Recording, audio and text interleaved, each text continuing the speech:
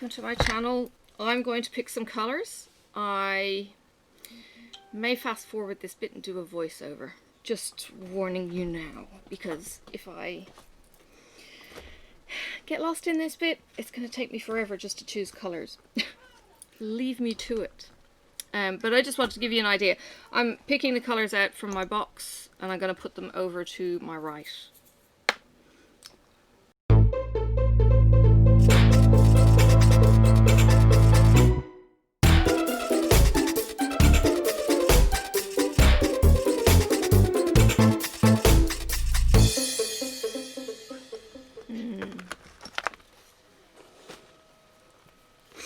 Alright, not many colours in this one.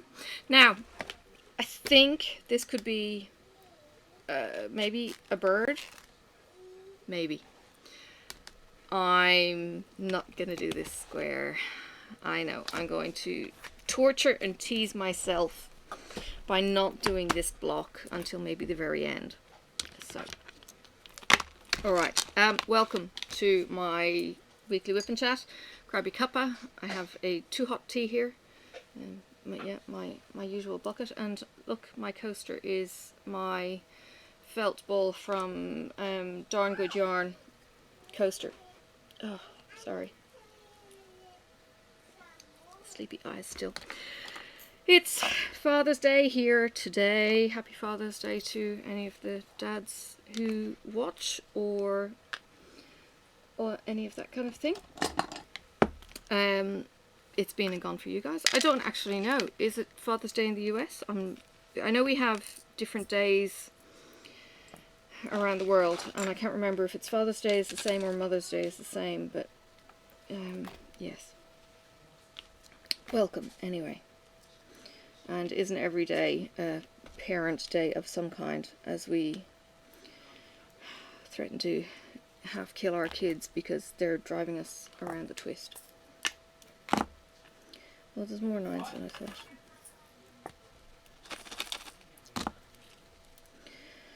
Oh dear, so it's been a bit of a morning. Actually, we had a lie-in this morning, but Sophie slept until after 9 o'clock. We have the middle miss here at the moment, and she is now 11, so she wanted to make breakfast for her dad, and her dad said, yeah, I'll have bacon and eggs. So we had bacon and eggs and toast and hot chocolate, and we had coffee.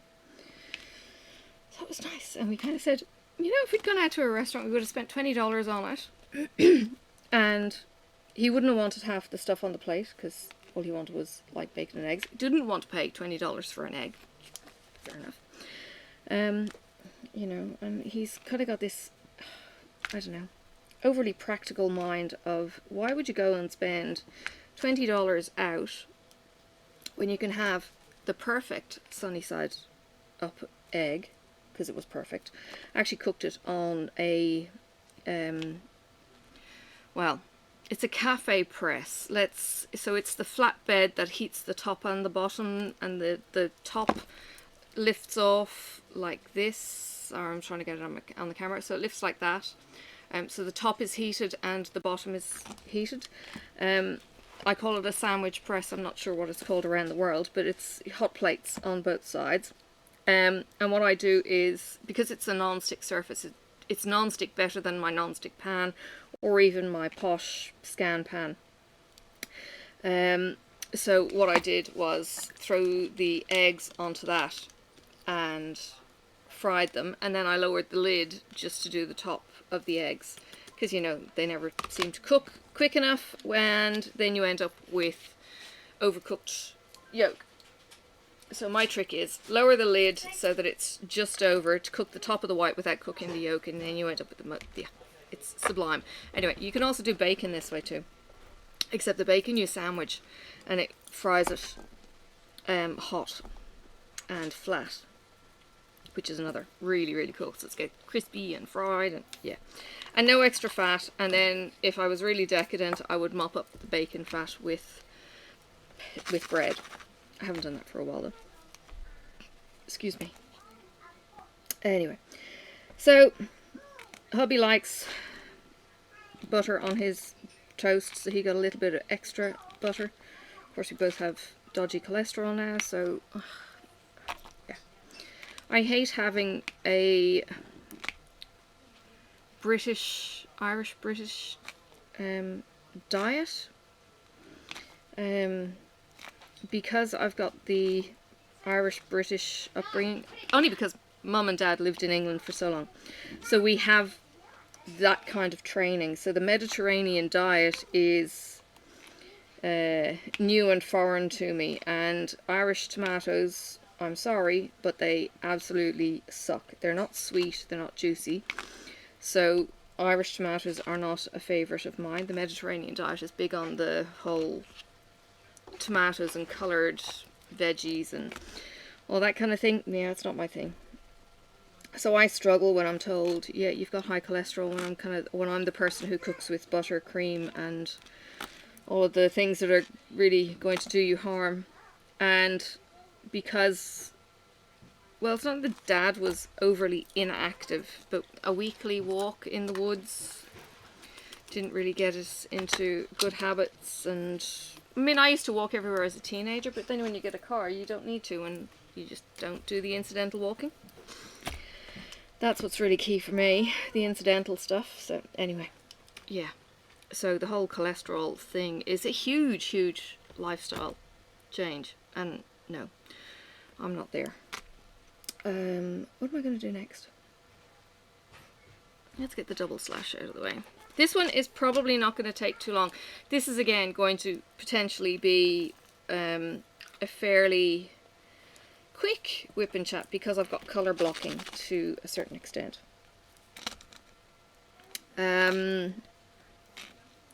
Now I have the everlasting tip in still. I'm getting the hang of it. I need to make sure that it's fully loaded with blue tack, which is what I use, and I have less of a problem with that middle drill not wanting to come out. But yeah, certainly finding the tip is working really, really well now. I put tape into this to keep it in the pen. Hang on a second. Hey Google, turn on the bridge light.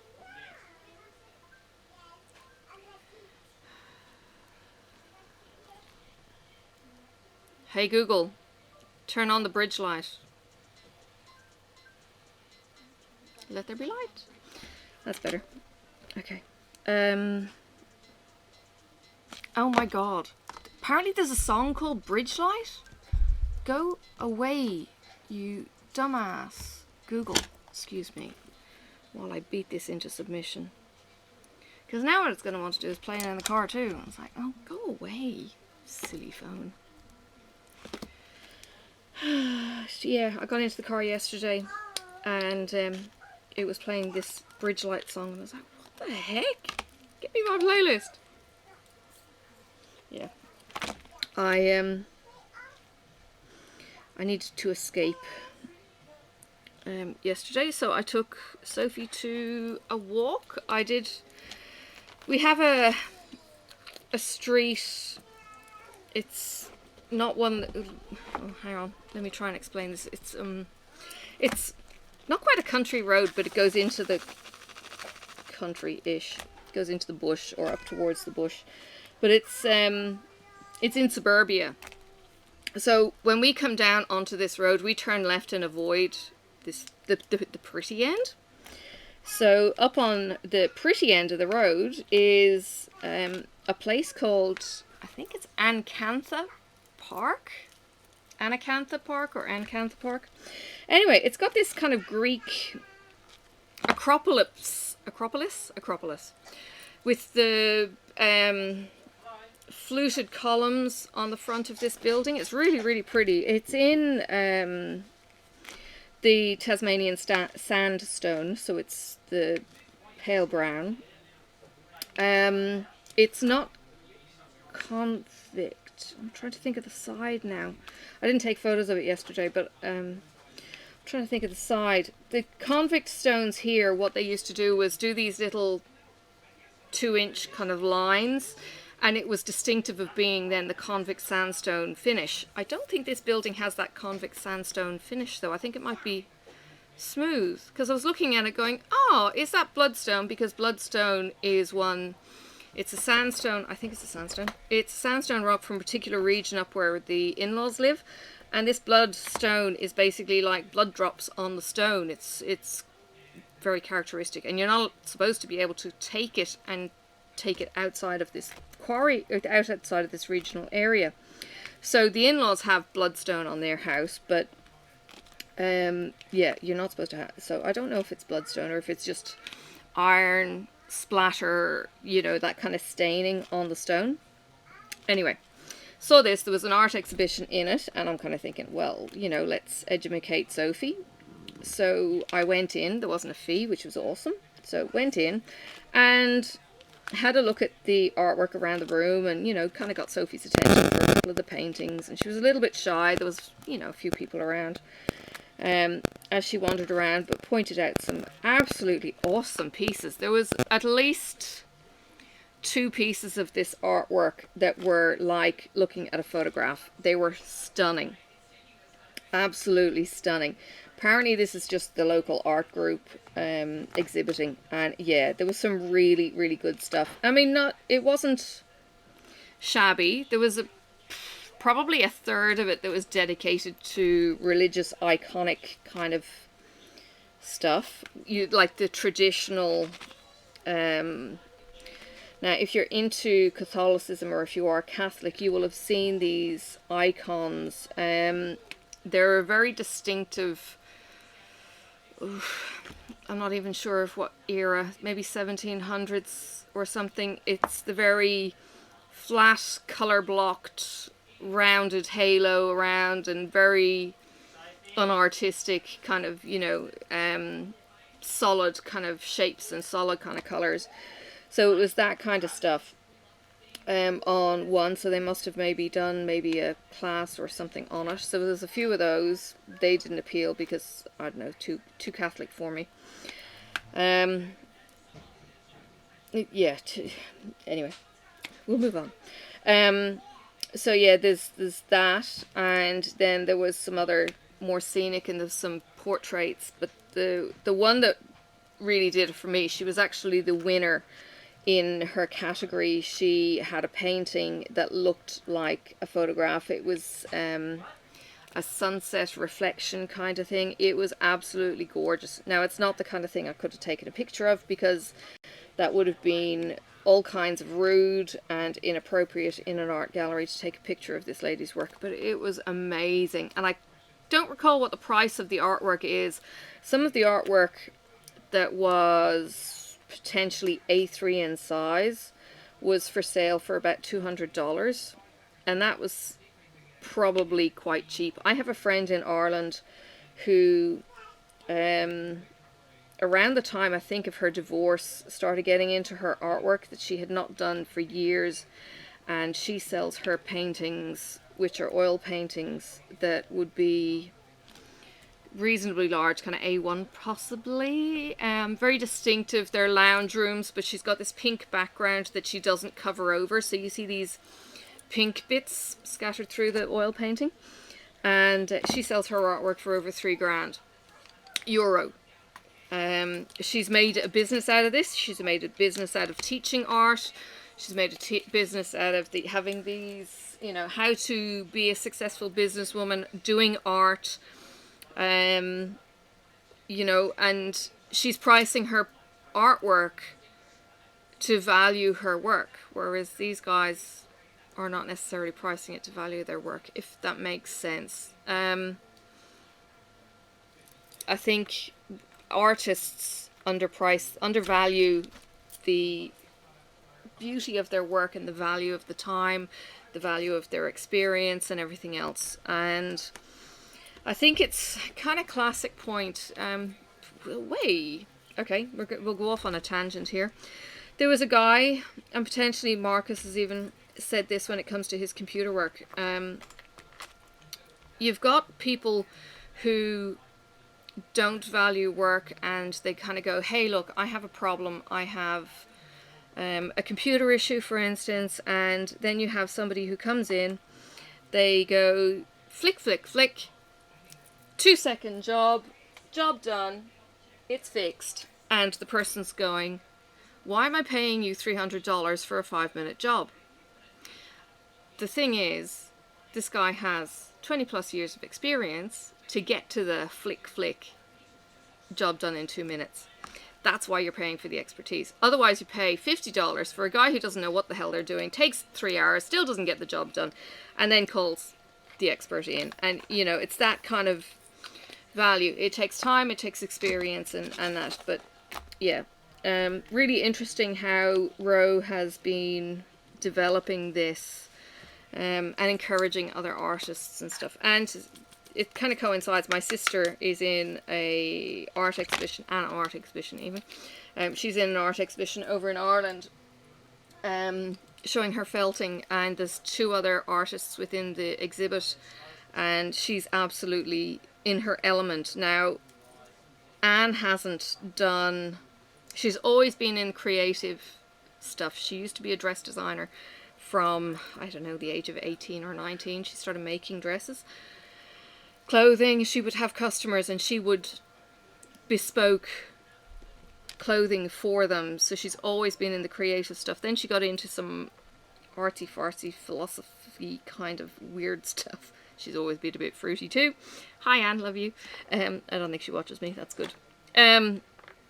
So yeah, she's been doing this art exhibition and loving it. She's been in her element doing it. Yeah, and I guess part of what's reminding me of that, apart from seeing her photos recently, is another thing that we found when Sophie and I were walking. So I went with the intention of checking out this park, doing a bit of a walk around, and going to what is called the Labyrinth. Now, I haven't been to the Labyrinth before, and at least I don't remember being at the Labyrinth before. So I took Sophie to the Labyrinth. Saw a photo on Google of some dude sitting on the wall at the Labyrinth. And it basically is stone circle, and you go in to the middle, next to the middle, and then you go all the way around and around and around, and eventually you get to the middle by going everywhere but near it. And, you know, I think it's supposed to be the journey of, you know, life. You don't look like you're getting to the center, and you're going all the way around the world, and it's all this kind of philosophical kind of hokey-pokey kind of thing. But as I was walking in, and what I might do is insert some photos here, because there was this gorgeous, we crossed some okay, we walked up a street with houses on each side, found the walkway down, which Sophie slipped on because it was dry and gravelly, Australian gravel, which is kind of like loose rock, loose pebble soil kind of dirt road. Okay, so she slid and had her first, you know, slow down because she, you know, runs at a fair trot. And then we got onto the level walk as we were walking along the rivulet. So I'll insert those photos as I'm, you know, blabbering away. So walked along the river, which was absolutely gorgeous. The sound was just incredible. I kept saying to Sophie, listen to the water and all of this, and she's, you know, blabbering away, and then, you know, we hear a cockatoo in the tree, and it's kind of like, Sophie, can you see the cockatoo? Can you see the bird? What is it? What is it? You know, because it sounds like a pterodactyl. It's going, wah, wah. They're the most heinous birds. They are certainly not pretty to listen to, but they're gorgeous. So we find this tree with the cockatoo up in the tree, and it jumps from one branch to another branch, and she's going, the bird, the bird! And it's got a nut in its beak, and I'm kind of thinking, don't drop that nut on me, because there's nuts all over the ground. Yeah, anyway, so yeah, cockatoos in the trees, and then we come to the place to go across the river to get to the Labyrinth. So it's across stepping stones. So I don't know how long these stepping stones have been here, but they're huge. They're big, big stones, and you know, gaps maybe A4 width page or A4 height page, and the water's flowing reasonably quickly. And Sophie's looking at this with great trepidation, going, Mom.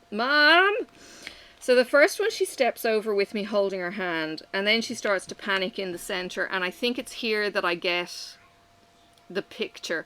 So I step her across this. No, actually, I picked her up and stepped her across the rock. Or did I? Did I? No, I might have held her hand and she stepped across. And then I was going to take a picture of her on this for her dad, you know, so he could, you know, see what we were doing on our adventures as well. And the next thing I know, she stepped back onto the rock to me, okay, which was fine. She didn't slip or anything. It was only just a, you know, a big baby step for her. And I end up getting the photo, and she's kind of looking, oh, I don't want to go this. So I pick her up and put her onto the step, and then pick her up and put her onto the next. You know, there's very little fear. These are dry rocks. You're not going to slip in or anything.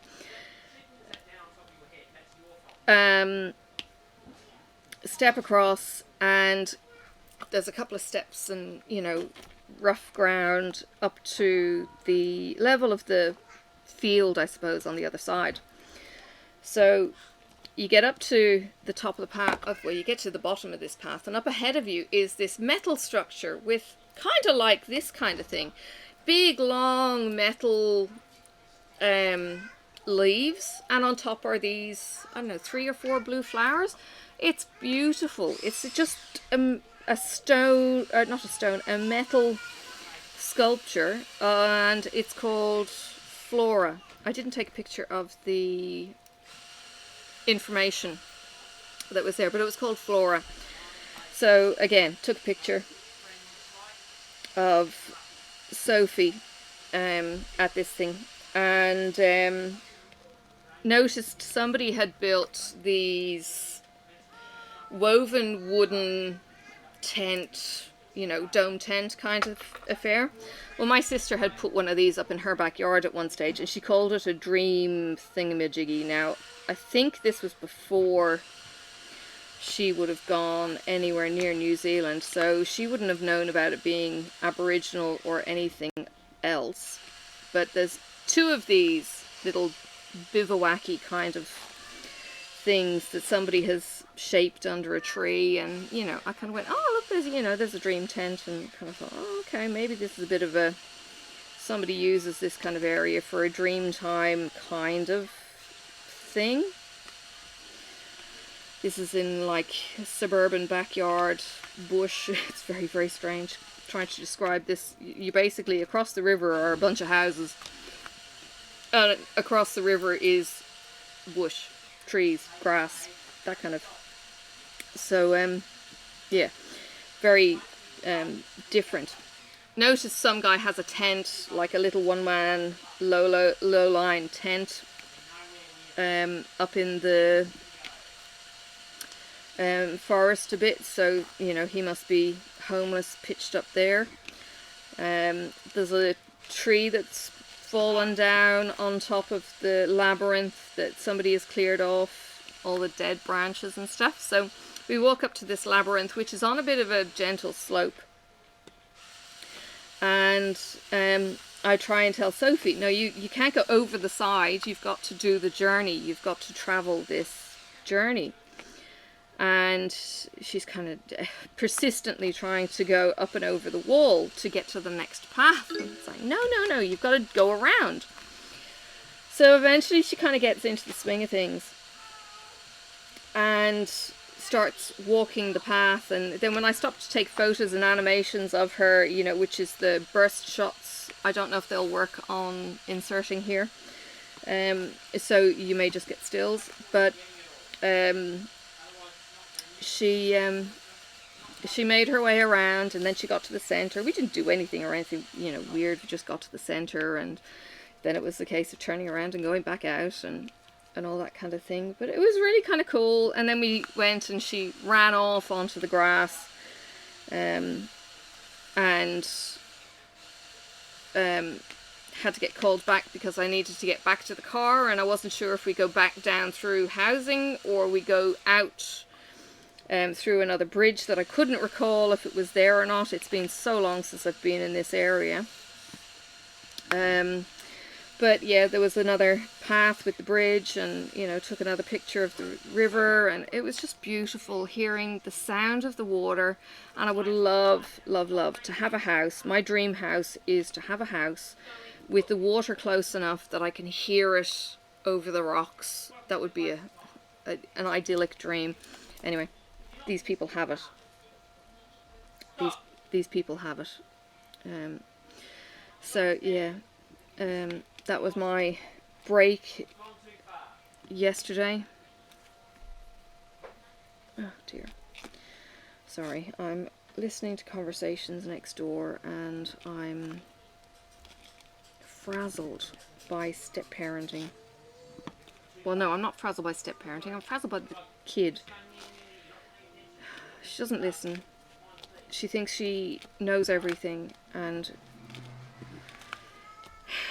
yeah, it's, we're like chalk and cheese. And I thought we'd started off on a good note yesterday, and it just went downhill from there. I was like, say things 5 times, you know, and ignores me, and I don't know if it's me or if it's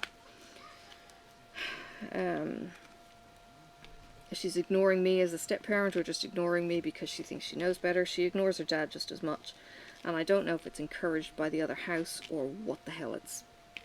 So, anyway, I don't think it's my morning this morning. I found out my daughter is so pissed off with me that she's blocked me on Instagram now, because I can't find her artistic account. It's like, right, here we go. She refused to let me see her on Facebook, and now it's Instagram. It's like, yay!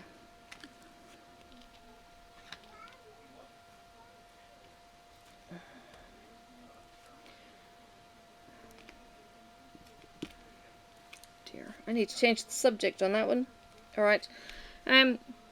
Yeah, so I finished 7 days in a row. That was a thing. And it was interesting. On day 2 of 7, the weekend, I had an argument. I may have told you, or no, I wouldn't have told you. I had an argument with a colleague who thought I had not done the work that he expected to be done, because he thought I had been sitting on paperwork that morning, and I reared up and he got what for, and then I ended up staying back late to help him when I really didn't need to, and he went thank you as I handed it to him.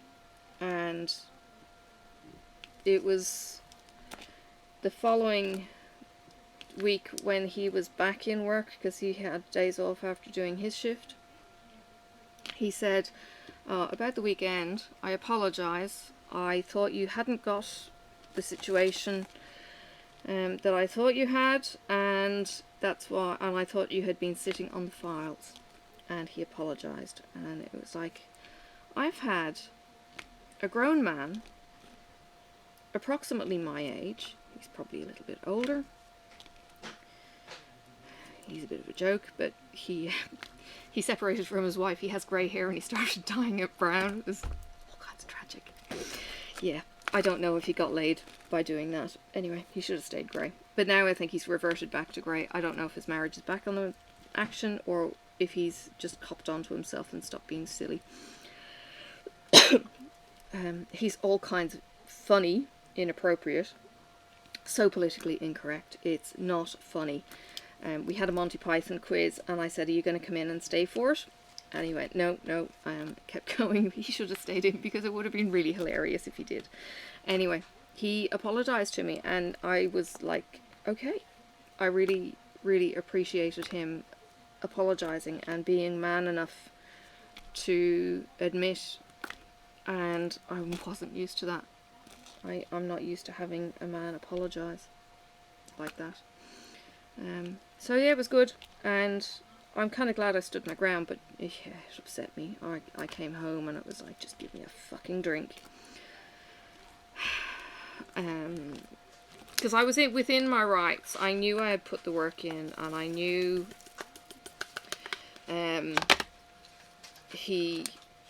well, I don't know what he thought, but I knew I had put the work in. So yeah, it was really frustrating to be treated like that in the first instance, and I took no shit from that conversation. It was just like, okay, I'm so not putting up with that.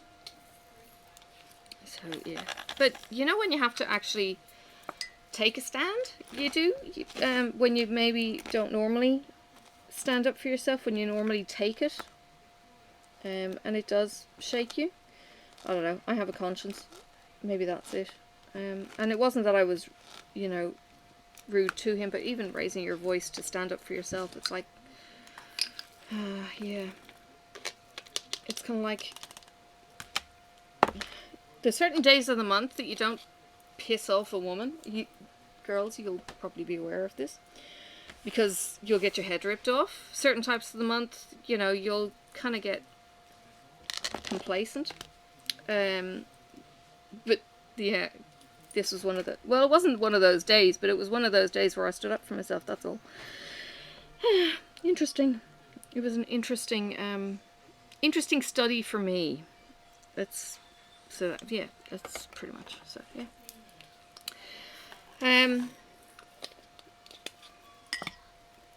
Personalities, weird.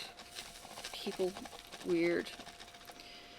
I've got a friend who is battling an ex trying to get some of her things back, and he's gone and lost something that's very, very precious to her daughter, and doesn't seem to care, and unfortunately she's not somebody who's dealing with life very well at the moment, so she's collapsing under the pressure, and I was like, oh god. So yeah, it's all a mess. How wounded people can get. As you watch friends in their train wreck of life that they create, I suppose. Maybe. What else is happening? I need to do an unboxing for In Your World, effectively tomorrow, for my Thursday release. I don't know what I'm going to be unboxing yet. I'll pick a box and go for it. I have started stitching my Dark Queen of the Sea. I actually put the wrong hashtag on it on Instagram. I thought it was Dark Queen Under the Sea. It's not, Dark Queen of the Sea. So yeah, started doing my fishy for that. That's on linen. Oh good golly, it's an interesting exercise. Oh, why did I do that? I don't know if this is gonna work. So yeah, linen. I'm glad I've got the light that I have. Seeing those itty bitty stitches, oh, good god, and counting, because you're counting 2, it's 2 over 2. Wow. I've decided to not jump like I would with Ada, because I know I'm going to park it in the wrong place. So yeah, that's been a thing. So I'm hoping I'm going to get my fish finished today. We'll see how we go. I've got some things I want to get done other than that. Yeah, but we'll just beetle along as best as I can. I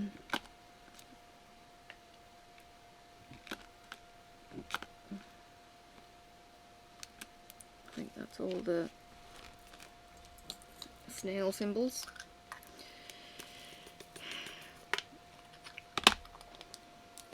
So yeah, we've had conversations about whether or not we put the pram back in the car, stroller, Sophie Transport.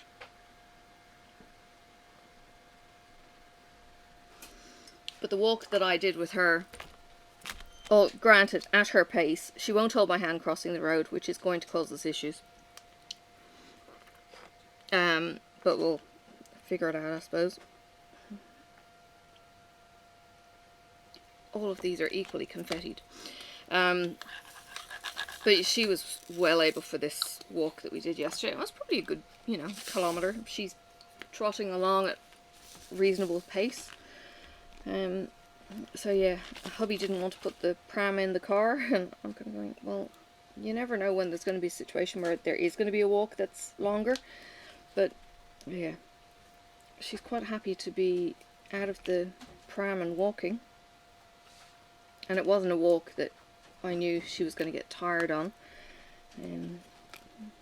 But yeah, she hasn't used the pram for ages. We've either carried her or she's walked. Our little Miss Independent.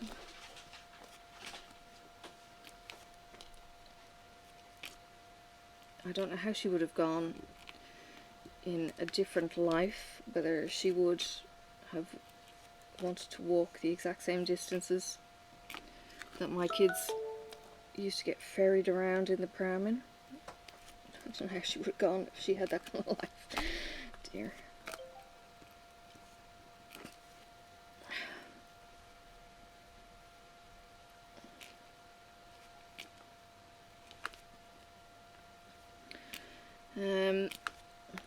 I have started the chuck-along. I was really tempted to do the chuck-along painting, but I still want to crack on with this before, too much longer time actually passes. I want to get it finished, because I want to see what it is for a start, and because, it's, I suppose, in a way, treating the gift that I got. Well, I say gift, I mean, I bought her one for equal value, so yes, it's kind of, it was her choice of a gift. Value doesn't really come into it, but I would like to get this gift out of the way, rather than ignore it, or, I just think that might be a bit rude of me if I was to ignore it. I have done another mystery thing before, and I never actually got around to doing it, so I kind of feel I'm a little bit rude in doing that, but I had other projects on the go and stuff, so Rebecca had asked if I was interested in doing the next mystery, and I just, no, I have got too much on. I've got this, I've got the chuck-along, I've got my own projects, I've got the project that I'm avoiding, which I really need to get into, and then I've got all my cross-stitch stuff, and then I've got all my editing to get the videos up in the first place, so I just couldn't, in all fairness to the partner, do the fair dues to another mystery collab. As much as I love, having it, yeah, I want to be fair to my partner and not just have the partner do the work on theirs, but yeah, there's a lot of work goes into these, and blew my mind. There was somebody in one of the groups over the last couple of days. They did a whole, I think it was Seize the Day, Chuck Pinson, in 4 days. That's, I don't know how the hell they did that. That's like a 70-hour project for the size of it, give or take, maybe an hour. But for me, that's like a 70-hour project, and that's constant diamond painting. I have stuff to do. I don't have 70 hours to be able to give to that kind of thing. Rachel even blew my mind with the 100-hour stitchy thing that she was doing. It's kind of like, oh my god, it's just like, where do you get the time? And I know, people are all in different circumstances. I'm certainly not, knocking that, but it's like, oh my goodness. Yeah, good on you.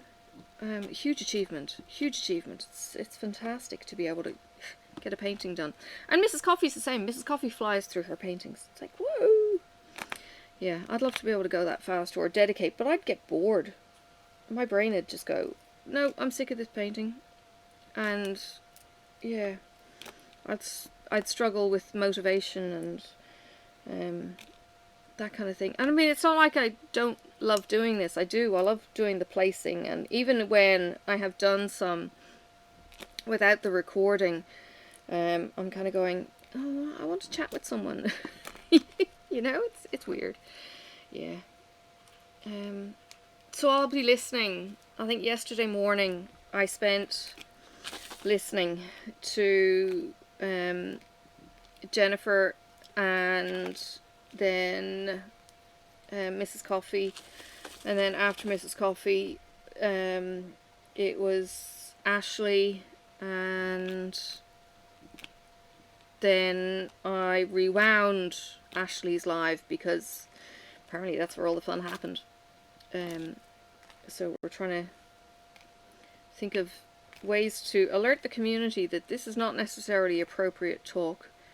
You come at your own risk, and you know, you may blush. So yeah, there are certain keywords that YouTube doesn't like, so censored or uncensored or something. It apparently demonetized the video. So she took out the word and monetization came back or something. I'm not quite sure what the go was with that, but I haven't been monetized yet because I've still got 100 to go. And I will fill you in on way more background stuff so that you can actually help maybe when it does come to be that time.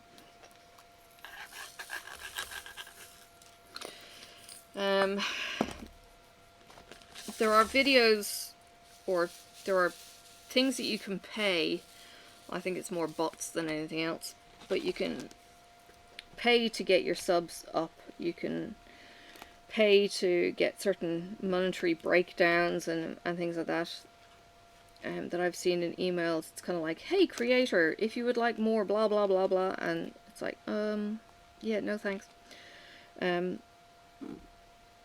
But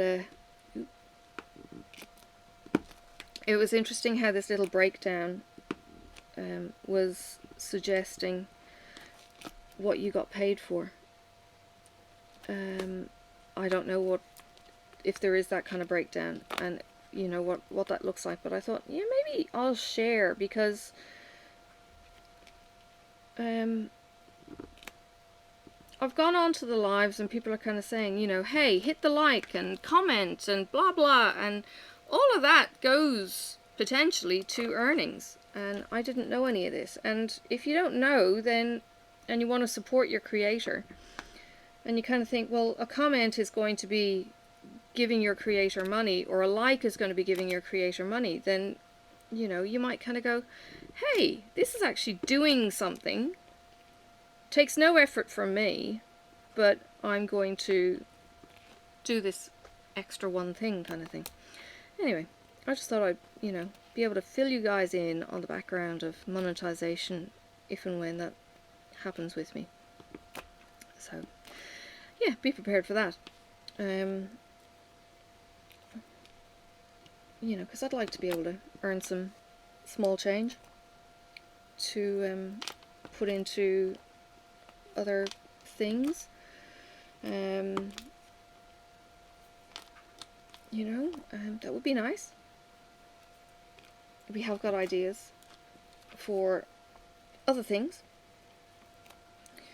because when you watch the videos, it's kind of like, you know, you're not actually going to make any money off monetization on YouTube. You make money on other things, and that's true. But there's the whole learning process in the run up to it. You know, learning how to make good videos, learning how to make content that you guys want to watch, and, you know, what it is you enjoy and what it is I enjoy, more to the point, because if I don't enjoy something, you're not going to want to watch it. Isn't that right? Oh, there. This is what I mean by the thing's not coming out, and I think it's because the blue tack is starting to flatten a bit.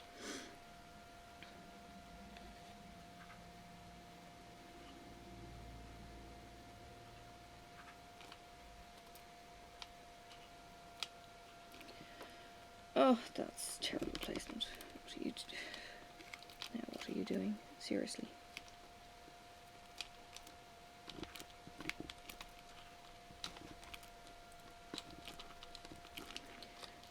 See, now I'm getting more crap coming out than the blue.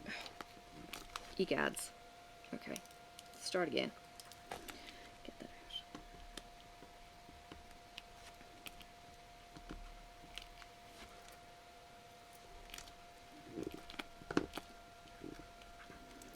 Behave.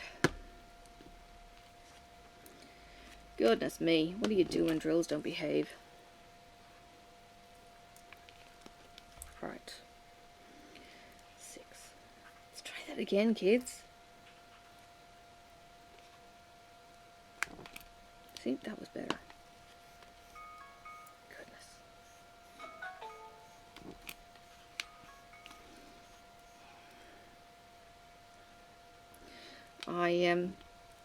With Sophie having her lie in this morning, she woke up when I was at the doorway of her bedroom, and she's all kind of groggy, and she comes up for a bit of a cuddle, and just, you know, the slow wake up. I don't, you know, talk to her, and everything is just kind of quiet. And I was like, can I have Flopsy so I can put him in the wash? And she's kind of going, oh, I'm not so sure I can give you Flopsy. Flopsy is her flat bunny that she has everywhere. He minds the car when we go shopping. He doesn't go into the shopping centre, because God help us if we ever lose this bloody thing. And I cannot find a replacement for him.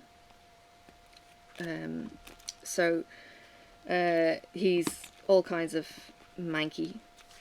He had been washed recently, just in the shower, but sometimes he needs the machine wash just to give him that thorough, deep down thing. So she's got him at the moment, and he's soggy because he's been washed with the sheets. But yeah, she reluctantly handed him over, and then when I did take him, she had an absolute meltdown, and she's, you know, screaming and crying. And then when she's eating breakfast, she's fine, and kind of going, okay, I'm not so, you know, dependent on Flopsy. And then it was time to get her dressed, and she's going, okay, Flopsy, go get Flopsy now. And yeah, washing machine was ready, and she took a soggy Flopsy, and she'll be drying him by body heat. Dear. Rather than, she wouldn't let me put him on the line to dry in the sun for an hour, so yeah. He's not soaking. Oh my god. Stupid thing. He's not soaking, so she'll be okay. It's like going around with wet hair. You know, that kind of... I used to do that all the time as a teenager. Never used to blow dry my hair.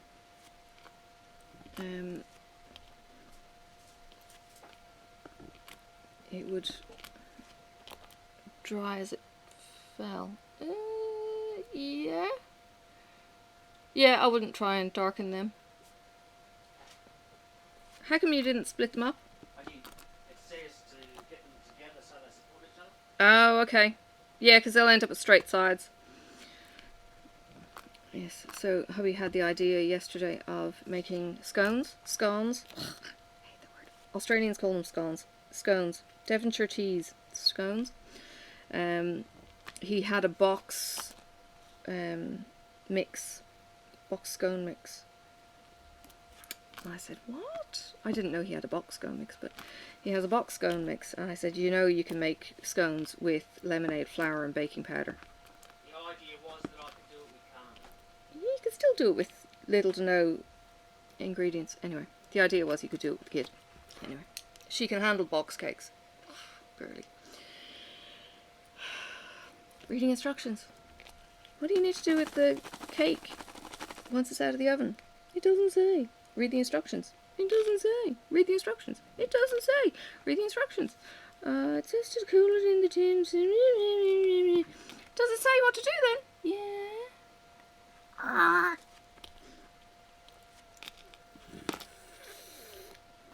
You know Taz? The cartoon Taz? Snagger Fragger. Yeah. That's where my brain goes. Oh my god. Thankfully at this point in time, Sophie's still at the slightly helpful stage. Sophie, pick up your socks. And then she ignores you for a bit, and then it's kind of like, no, no. And she'll pick up the socks, or she'll just go and do it straight away, and it's, you know, all sweet. The word bandied about too often in this house is belligerence. Because it's linked with a person. And I hate it. If I could ban that word, I would.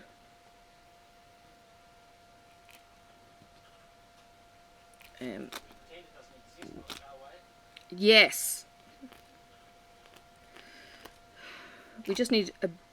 I don't know what we need.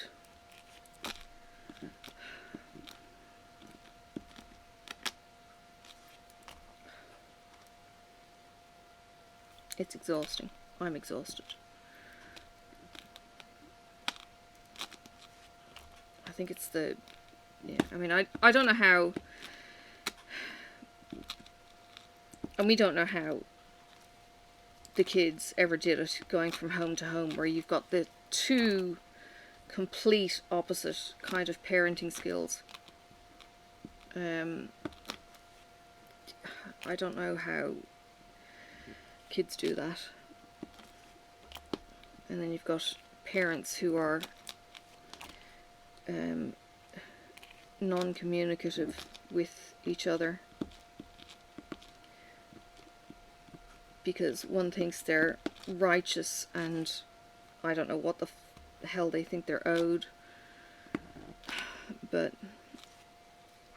yes, it's all kinds of conflict. It's like, oh god. And even being part of the parental alienation or step parenting forums, there's a huge mix of advice out there, so it's very hard to, you know, can I share my heart kind of thing without getting the head ripped off me, because you'll get some who will go, yep, yeah, I see your point, I see your point, and then you'll get others who will go, what the fuck are you doing? And they'll be really quite harsh about how they answer, and it's like, you know, the attitude kind of is not your kid, not your problem, almost.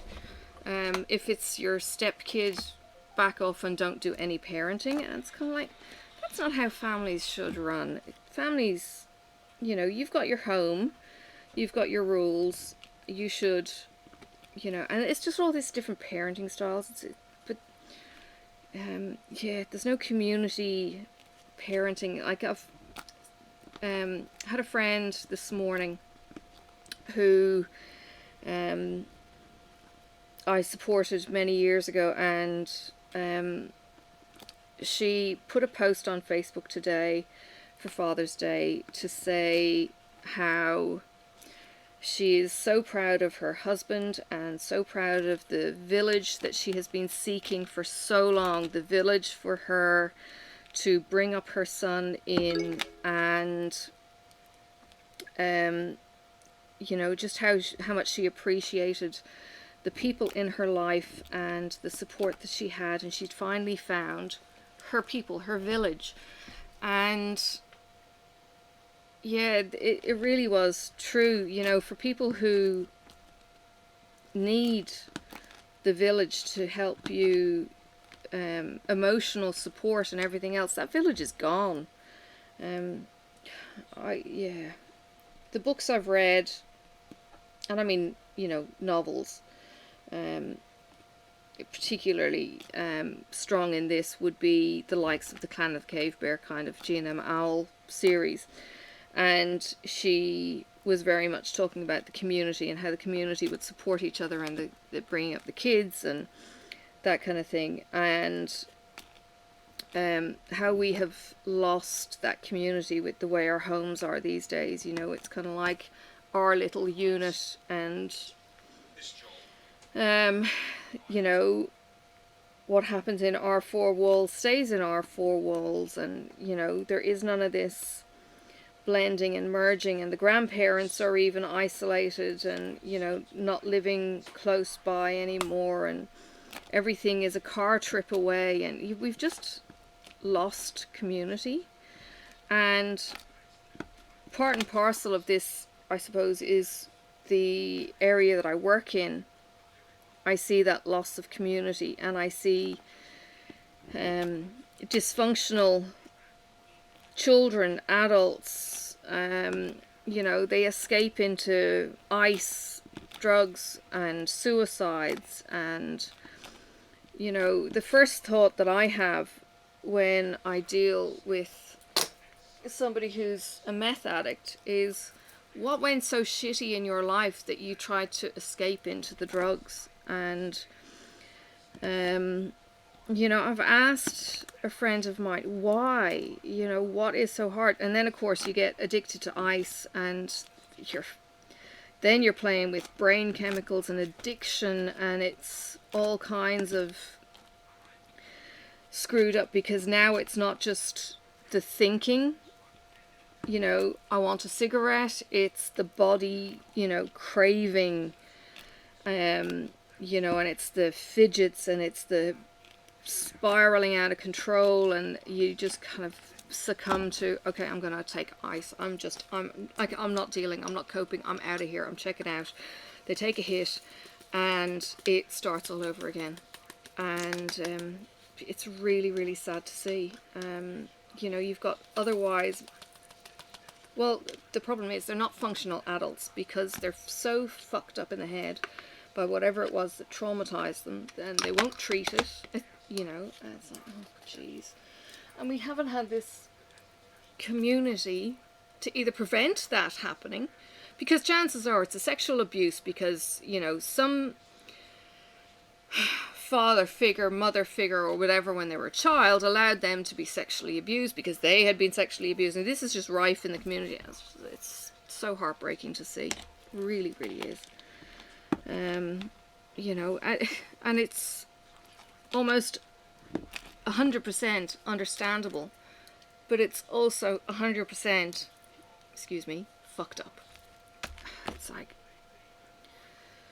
oh, it's insipid, it's just nasty, nasty, nasty, nasty. And anyone who kind of goes and poo-poos a drug addict and kind of goes, oh, but they're doing this, and they're doing this, and they're doing this, and, you know, and they're making life miserable for their families, and they're making life miserable because they're burglary and stealing, and they're breaking into people, you know, and they're dysfunctional to society, blah, blah, blah, blah, blah, they should be locked away, and blah, blah, blah, blah, blah, because caring for someone is too freaking hard.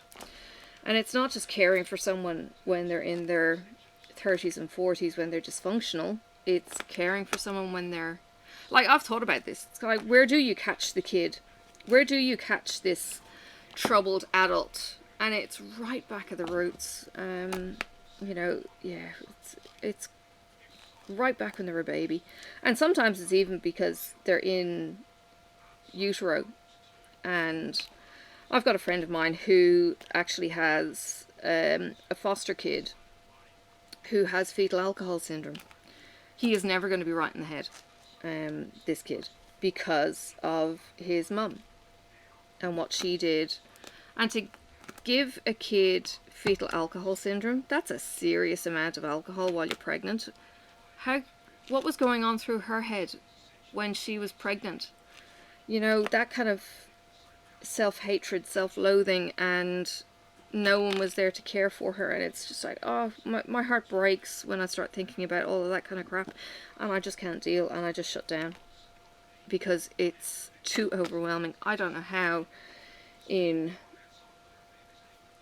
some areas, you know, when I kind of think philosophically and think God and all of that, how he can just watch all of this, and his heart must be breaking. And okay, he sees the bigger picture, but it's almost like, how, you know, okay, if there is a God, this is a deep one, right? If there is a God and he created us, you know, for a purpose, and then that purpose has been stolen from us because of evil in the world, it's kind of like, why? You know, it's kind of like playing with pawns. It's playing with people's lives. It's like playing God. You know, it's like the kid with the magnifying glass on the ants that are streaming past. You know, why? What's the point in having people so broken, so desperate? I mean, it's not a case of seeking God, I suppose, but why have them going through so much pain? Why pick those people to go through that pain? Why give these parents this child that they're going to watch die? Why give them this pregnancy that they're going to lose, that they wanted so much? Why is there all this pain in the world? It's like, it's a bit brain spinning sometimes. Really. And yeah, it just gets beyond overwhelming, and it's like, oh, help. I don't see a way out of this. And even praising God, it's like, yeah, I still don't necessarily see a way out of it. I mean, yes, I feel better if I do it, but there's still so much pain. And it's not the first time I have said to people, I just want heaven. I just want to get away from this crap, because it just bombards and continues, and I don't know, it's a bit crazy.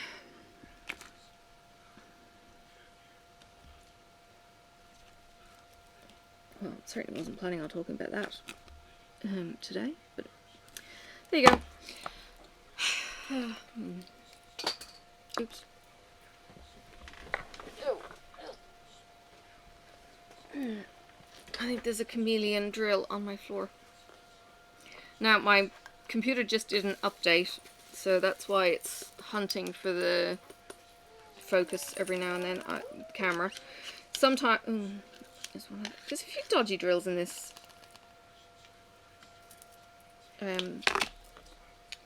color, 517. Yeah. Anyway. Yeah, Rachel. Oh, I love where her brain goes sometimes. She's like my sister from another mister over there on the back at home, Ireland, kind of. That's not really home, but yeah. Anyway, hey! You don't draw on the wood, Sophie. Sophie. Okay, she's on the paper now.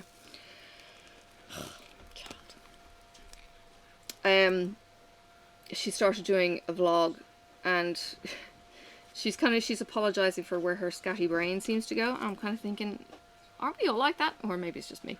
I don't know. Are we all like that? You know, do we jump from topic to topic? Is it just certain personality types that jump from topic to topic? I don't know. I mean, I'm just used to me, and it just seems to be like breathing air, dealing with this scattiness. Actually, you know what it was? My scattiness stopped when I took the antidepressants. That was like turning off the radio. That was really weird. I lost the background noise and chatter. Didn't like that. It was lonely. It was lonely without the chatter in my head. Yeah, not necessarily saying that chatter's sane, but yeah.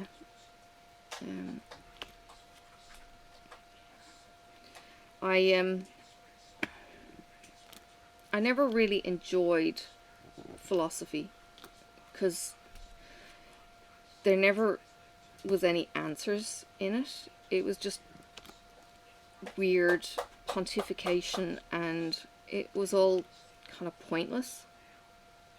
But I do like a reasonably good debate, and, you know, chewing the fat, and okay, here's this, let's, you know, discuss this. Yeah, I suppose that's where I'm coming from that. So yeah, I never really got on with philosophy people because they never had an opinion. As an opinion, it was just kind of like vague fluffiness, and it's just like, oh fuck me, can you just take a stand? Yeah, there was no standing taken. It was just like, oh no, I'm just gonna be weird, and it was weird for weirdness sake. It wasn't just weird for being clever. Yeah.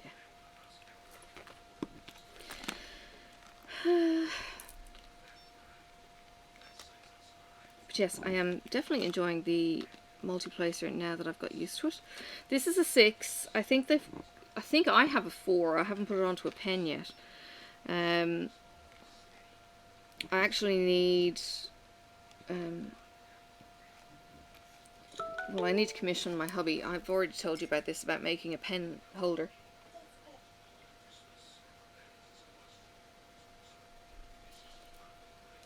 But that hasn't happened yet. Because I don't have mugs to keep me going.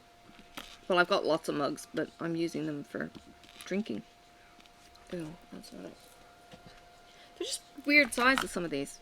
Or just chips, or something weird. Yeah, basically. You might not have... No, I don't think you would have been recording. Oh, there's...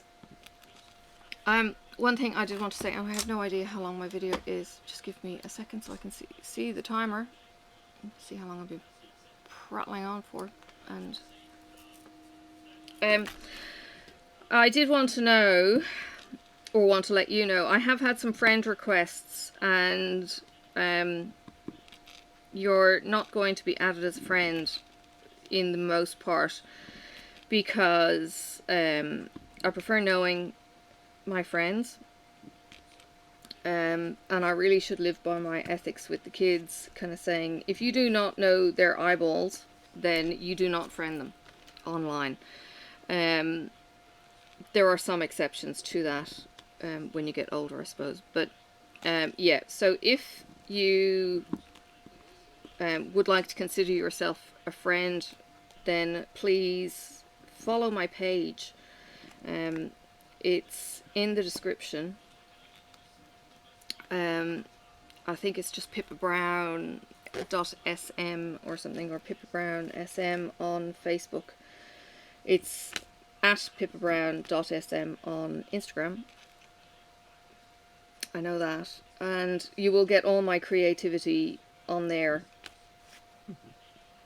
Although I did post some of my weekend photos, excuse me, of the walk I did with Sophie. I did post some photos on that. I don't usually do that. Yeah. So please, if you would like to be a friend, yeah, follow the page, and you know, we'll keep up with stuff that way. I have joined some groups as my personal profile, but I haven't posted anything under my personal profile in quite a while, since my divorce, separation and divorce from my first. It just shut me down from all of that kind of stuff. Even though he doesn't have access to it, it still kind of stopped me talking in that kind of area. So yeah.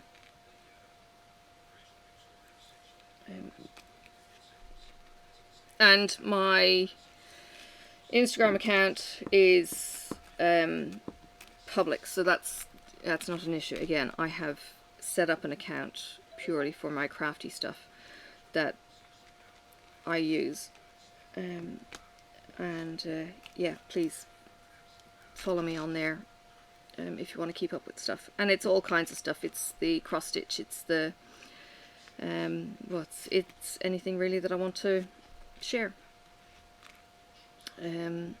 So yeah, if you think adding my personal profile is going to get you any new stuff, it actually won't. You're actually better off following the page, because there is always stuff on the page. I probably post on that once a day, whereas the personal page hasn't had anything. There's nothing but history on that. Yeah, so follow along if you would like. You're more than welcome to join those. I'd love to have you follow me. Can't promise that you get any grains of wisdom. Yeah. Now, just to get back to work stuff, we had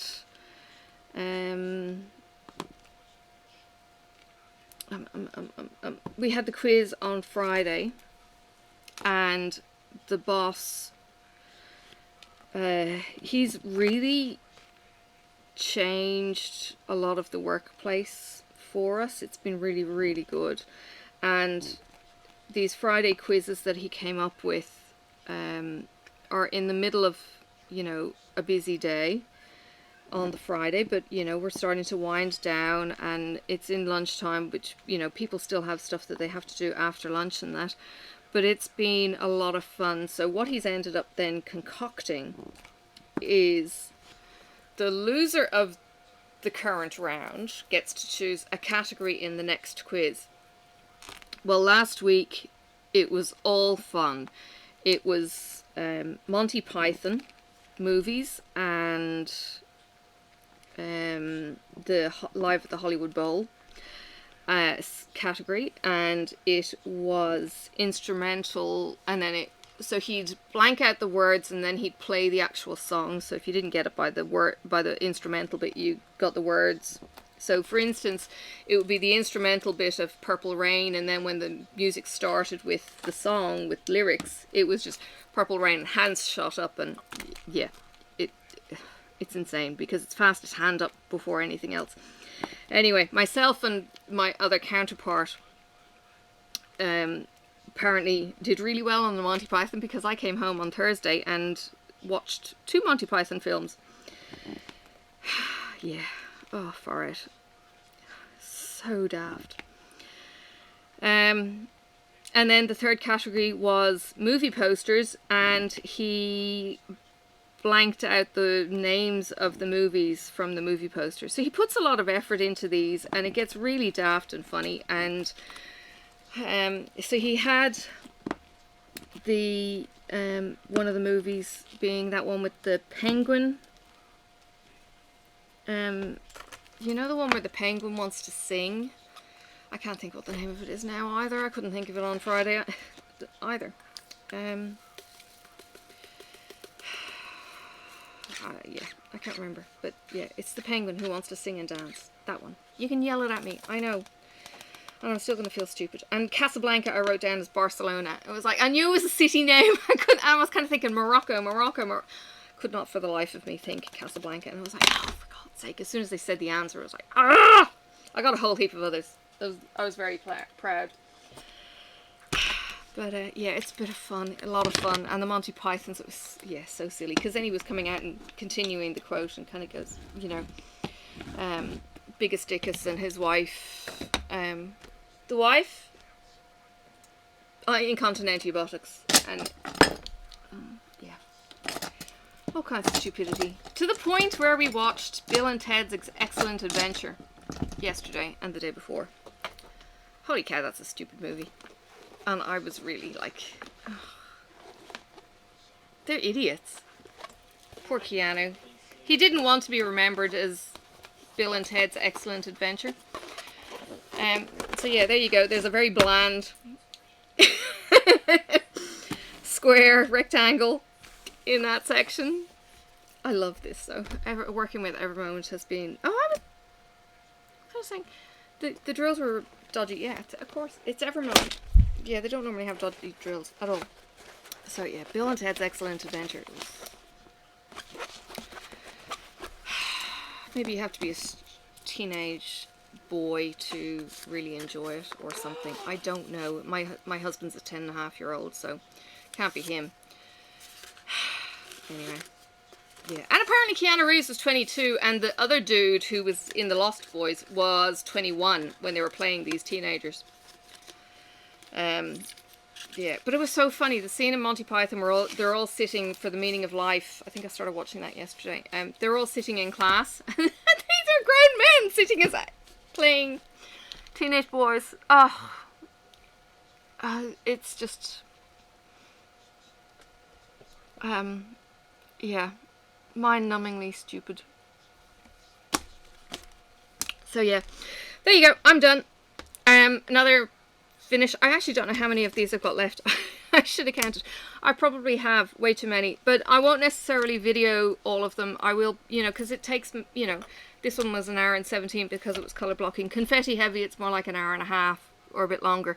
And if I'm not blabbering away to you, I can maybe move a little bit quicker too. So yeah, I hope you've enjoyed watching the mystery painting develop. They have closed off the next intake. There are a ton of names. I could be wrong saying 48 pairs or 48 people. There's a lot of people involved in the next one. So keep your eyes open if you are definitely interested. Hashtag mystery painting. No, hang on. Hashtag mystery diamond painting 2020 is the hashtag for the mystery diamond painting. So if you're on Instagram and you want to follow along, follow the hashtag, and you can see it come up in your feed every now and then. One thing that does annoy me with some of the hashtags is people have Diamond Art Club as a hashtag, and it's got nothing to do with the Diamond Art Club diamond painters love and adore. So yeah, that's a bit kind of like, that's nothing to do with. And then sometimes it will have diamond painting and it will be to do with jewels, and rather than diamond painting, and it's all kinds of, what? Yeah, some weird stuff gets into hashtags, so you've got to be very careful when you choose hashtags in some things. But yeah, another section done. I will probably do a bit more of Chuck, because it's so much fun doing rounds. Really enjoy doing DAC rounds. To the point where actually I've taken out a Square Galaxy and I don't think I've done anything of her, and that's all the purples. And that's also clogging up one of my boxes. So yeah. Time runs away. I should probably limit how many whips I have in progress. And I need to be mean and start doing more sections on that one that I hate. It's just hard work. It's canted diamond painting, just like canted cross stitch. It's blank canvas. And I'm having to do squares of 10 by 10 because doing anything bigger I just get lost. And yeah, once I get that done, then I can move on to the next bit of the project, which is fun, but it's, yeah, it's the hard work phase. I'll get there. Please give me some encouragement in that one, because you are actually going to want to see it as a diamond painter. Alright, I'll let you go. I will see you around on the tubes. Please hit like, comment, subscribe if you're not already subscribing. And yeah, you can catch up with me whenever I do a video, which at the moment is reasonably regular. So I will see you around on the tubes. Bye for now. May the road rise up to meet you. May the wind be always at your back. May the sun shine warm upon your face, and the rain fall soft upon your fields. And until we meet again, may God hold you in the palm of his hand.